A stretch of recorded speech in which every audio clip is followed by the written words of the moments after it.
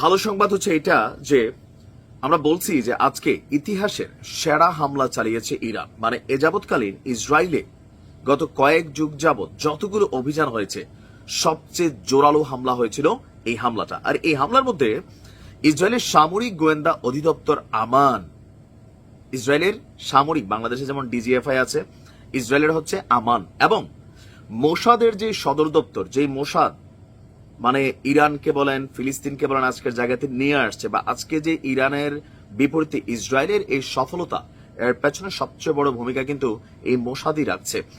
এই মোসাদের যে সদর দপ্তর আছে সেই সদর দপ্তর ক্ষেপণাস্ত্র হামলা দিয়ে গুড়িয়ে দিয়েছে। ক্ষেপণাস্ত্র আঘাতের পর আন্তর্জাতিক গণমাধ্যম বিবিসি এবং রয়টার্সের ফুটেজে দেখা যাচ্ছে যে মোসাদের হেডকোয়ার্টার জ্বলছে, এবং কি ইরানের রাষ্ট্রীয় সংবাদ মাধ্যম মেহরে নিউজও এই দৃশ্য প্রকাশ করেছে। আপনার IRGC, Islamic revolutionary guard corps, তারা এই হামলার কথা নিশ্চিত করেছে। এক বিবৃতিতে আইআরজিসি বলছে তাদের অ্যারোস্পেস ফোর্স ইউনিটগুলো মোসাদের বিরুদ্ধে কার্যকর অভিযান পরিচালনা করেছে। মানে একদম টার্গেটেড ছিল, 4-5টা লেয়ার সিকিউরিটিকে অতিক্রম করে একদম মোসাদের সদর দপ্তরে গিয়ে হিট করেছে। আইআরজিসি বলছে অত্যন্ত উন্নত বিমান প্রতিরক্ষা ব্যবস্থা দ্বারা সুরক্ষিত ছিল ইসরায়েলের আপনার এই গোয়েন্দা সদর দপ্তরগুলো। তারা ইসরায়েলের হারজেলিয়ার গোয়েন্দা ভবন, মোসাদ এবং আমান, এই যে সামরিক গোয়েন্দা সংস্থাগুলো আছে তাদের সদর দপ্তর লক্ষ্য করে যে হামলা চালিয়েছে, প্রতিটি হামলা সফল হয়েছে। মোসাদের ধ্বংসপ্রাপ্ত কেন্দ্রে এখন পর্যন্ত আপনার আগুন জ্বলছে। নির্ভুল হামলাগুলো তাদের চলমান যে অপারেশন টু প্রমিস 3, মানে এখন ইরান যে অভিযান চালাচ্ছে গত 4 দিন যাবত, এই টোটাল অভিযানটার নাম দেওয়া হয়েছে অপারেশন প্রমিস 3।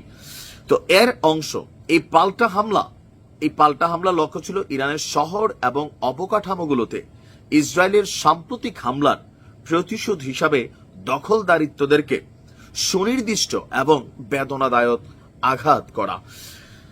এখন এই খবরগুলো আমরা যখন করছি, অনেকে বলছেন আপনারা এইসব খবর কই পান? ভাই দেখেন, এই খবরগুলা কোনো কারণেই ইসরায়েলের গণমাধ্যম প্রকাশ করবে না। এই খবরগুলা যদি ঘটে না 100 ঘটে, আপনি 5% দেখবেন। বিবিসি বলেন, রয়টার্স বলেন, আরো যে গণমাধ্যমগুলো আছে, এএফপি বলেন, এরা কারা? এরা কিন্তু ইসরায়েলেরই দোসর বা বন্ধু রাষ্ট্র। তারা ততটুকুই প্রকাশ করে যতটুকু প্রকাশ না করলে তাদের সংবাদ মাধ্যমগুলোর ওজন নষ্ট হয়ে যায় না, অথবা ওজন থাকে না।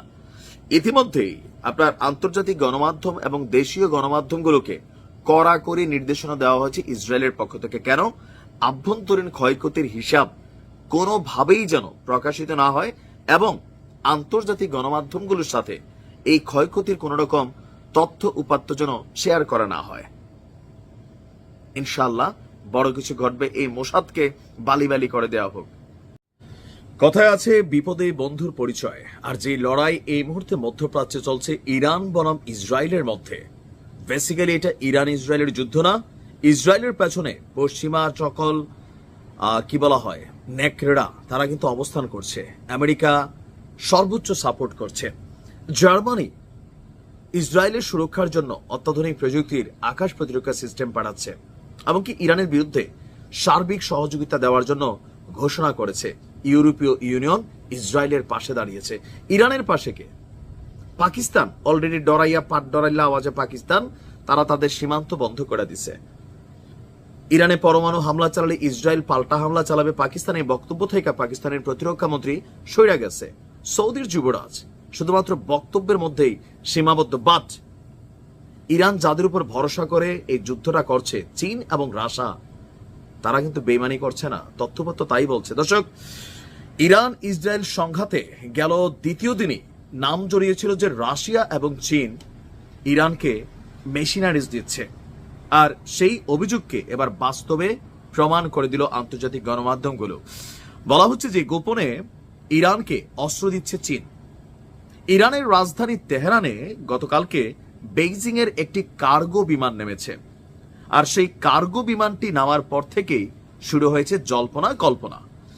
মিডিয়ার প্রতিবেদনে দাবি করা হয়েছে এই বিমানটি আকাশে থাকতেই ট্রান্সপন্ডার বন্ধ করে দিয়েছিল ইরান এবং চীনের এই কার্গো বিমানটি, যাতে রাডারে সেই বিমানের অস্তিত্ব ধরা না পড়ে। সেই থেকেই বলা হচ্ছে যে তাহলে কি গোপনে ইরানকে বিপুল পরিমাণ অস্ত্র সরবরাহ করছে চীন? কার্গো বিমান তো বোঝেন, যেগুলো দিয়ে মালামাল বহন করা হয়। এই কার্গো বিমানের মধ্যে যুদ্ধের এই পরিস্থিতিতে কি পাঠিয়েছে চীন?